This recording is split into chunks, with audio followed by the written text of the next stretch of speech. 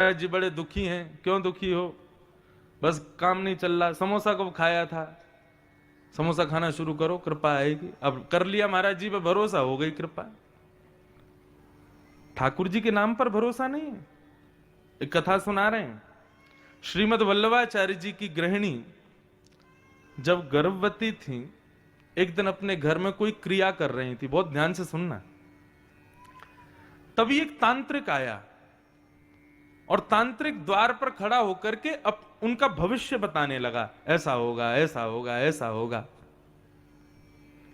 तभी उस तांत्रिक ने देखा कि ये गर्भवती हैं, इनको बता देता हूं बेटा होगा कि बेटी।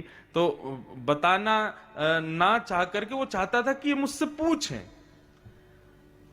तो कई सारे भविष्य के भाव बताए। तो श्रीमद वल्लभाचार्य जी की गृहिणी ने ऐसी सहज भाव में पूछा, मैं गर्भवती हूं, बताओ बेटा होगा कि बेटी। तो उस तांत्रिक ने बता दिया, बोले मां बेटा होगा, लाओ दक्षिणा दो। अब बेटा होगा सुन करके बड़ी प्रसन्न हो गई, जाकर के थोड़ी दक्षिणा दे दी और वो तांत्रिक वहां से चला गया।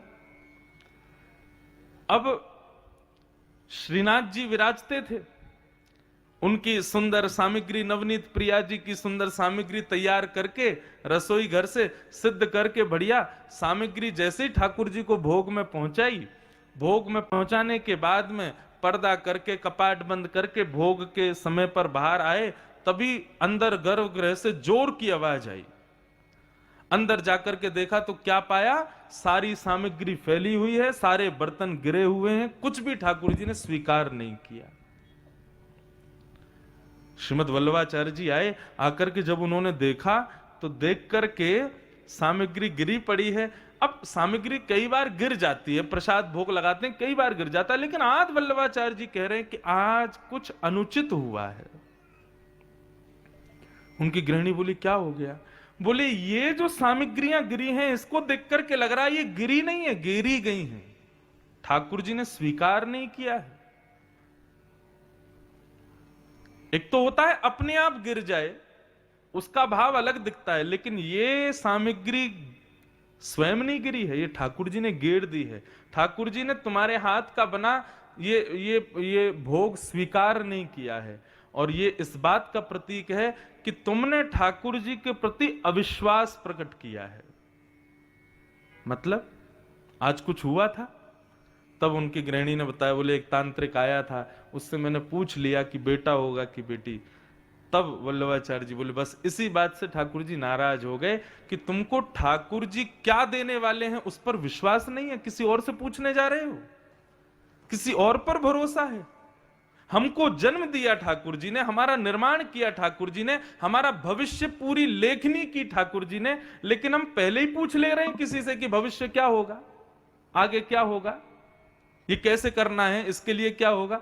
तुमको ठाकुर जी की करनी पे भरोसा नहीं है। आज उसी अविश्वास की वजह से ठाकुर जी ने तुम्हारे हाथ की बनी सामग्री स्वीकार नहीं की। अब ठाकुर जी से क्षमा मांगो और इसका प्रायश्चित करो। तब उन्होंने ठाकुर जी से क्षमा मांगी, प्रायश्चित किया। प्रायश्चित करने के बाद जब पुनः सामग्री पधराई, तब ठाकुर जी ने स्वीकार की। आज हमारी स्थिति ऐसी हो गई है कि सीधे सीधे नाम पर, सीधे सीधे ठाकुर जी पर हमको भरोसा नहीं है। हमको दुनिया भर की चीजें चाहिए करने के लिए, तब जाकर के हम अपने कार्य की सिद्धि मानते हैं। अब तो स्थिति ये हो गई कि जब मुझसे लोग मिलने आते तो मुझसे भी पूछते हैं क्या करें महाराज जी, घर में अशांति चल रही है, हम क्या करें। तो मैंने भी आजकल 2-3 चीज बना ली हैं। मैं भी उनको बोल देता हूं, मैंने कि सुनो एक काम करो, क्या, ठाकुर जी के चरणों में फूल चढ़ाना। बोले अच्छा। फूल चढ़ाने के बाद उस फूल को ले जाके अपनी अलमारी में अंदर रख देना।